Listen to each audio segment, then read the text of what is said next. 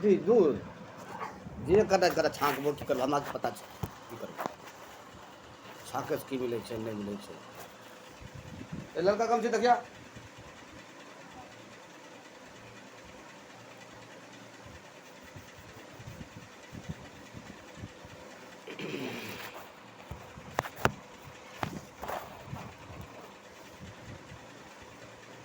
हर भोला हर भोले बाबा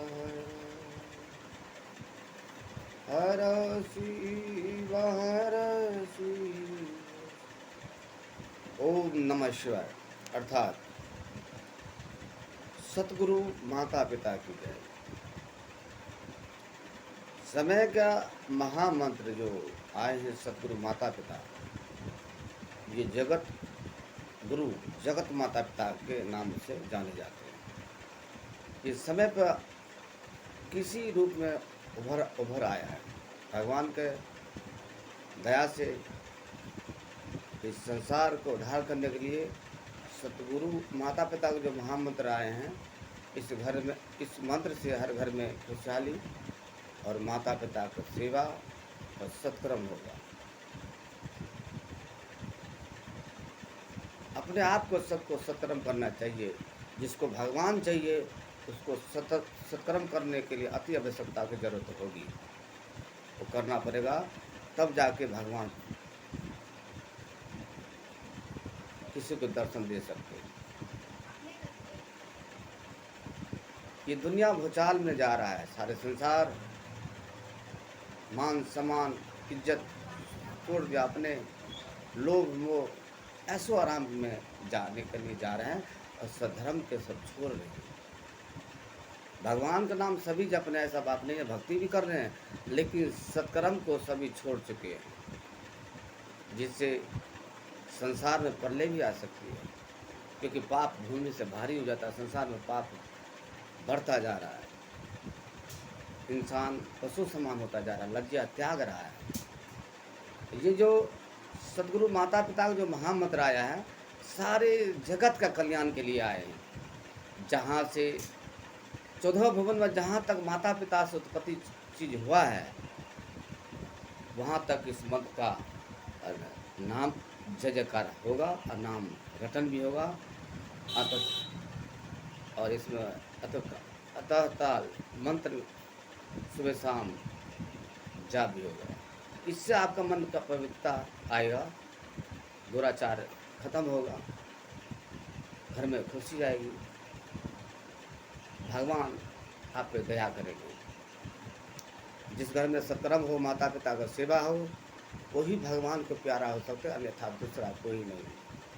जब कोई सा भक्ति कर लो, जो भगवान ने बोला है, जो माता पिता की सेवा करो, सत्कर्म करो, वो होना चाहिए, उसके बाद ही कोई भक्ति आपका काम आ सकता है। ये निश्चित बात है, डेफिनेट है।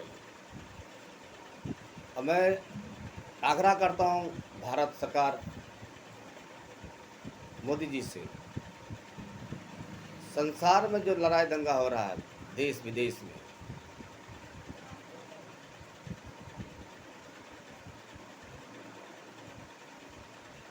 उससे कंट्रोल कर उनको रोका जाए। इसमें नरसंहार बोल, इनको नरसंहार कहा जाएगा।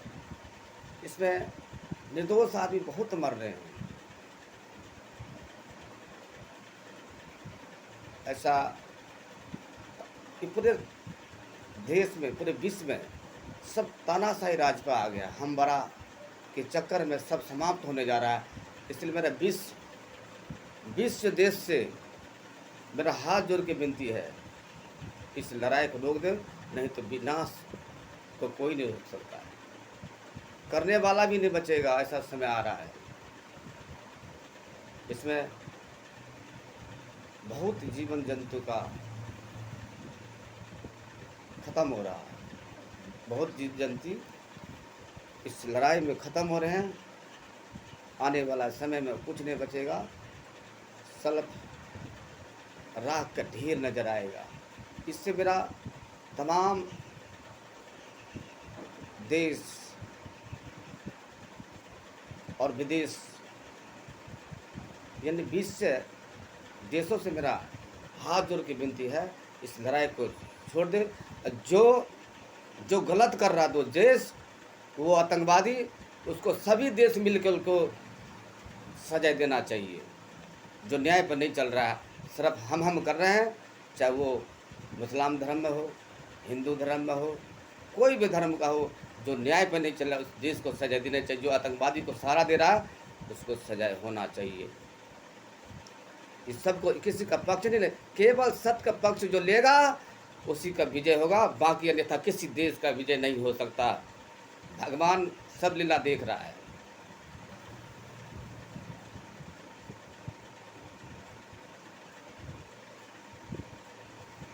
इसलिए समय का महामंत्र पढ़िए, वो सतगुरु माता पिता की जय।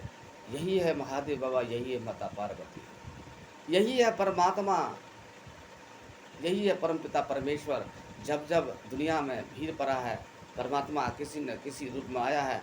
वो कृष्ण नहीं है, वो राम नहीं है, वो शिव नहीं है, वो परमात्मा ही है। जब परमात्मा ही सबसे बड़ा है, अब परमात्मा के बिना कोई नहीं कुछ कर सकता है, तो फिर ये सब करने वाला कौन है? तो फिर ये क्यों कर रहा है?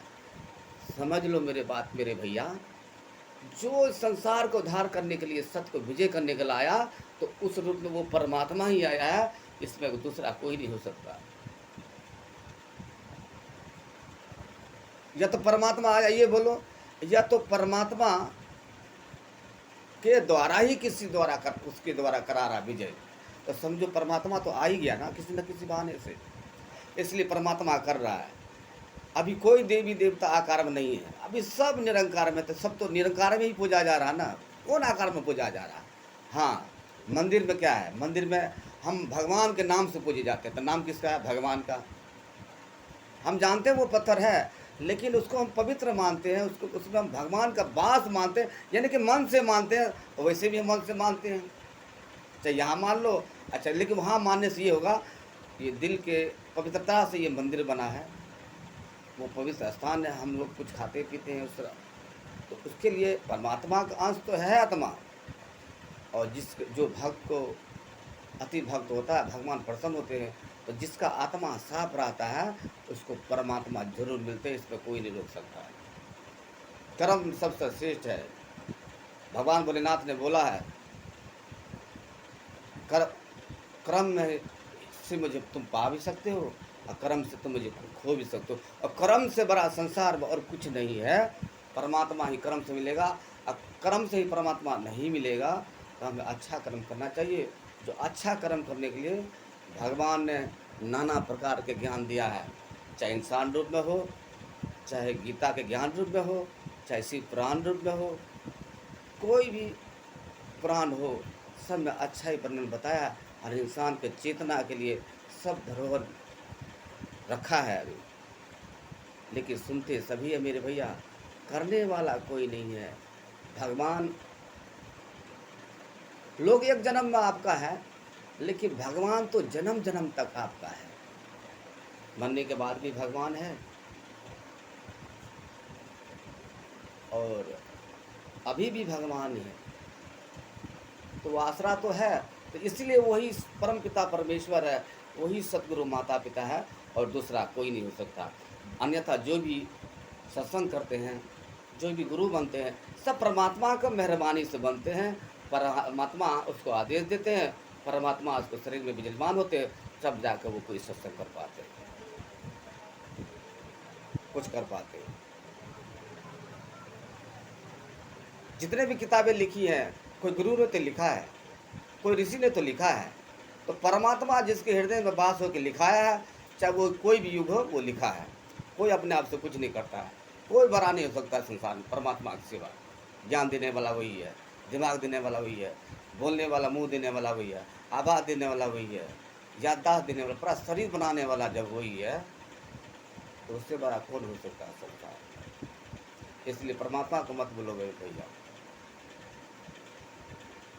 भगवान से मैंने 2 शब्द बात पूछे थे, परम पिता परमेश्वर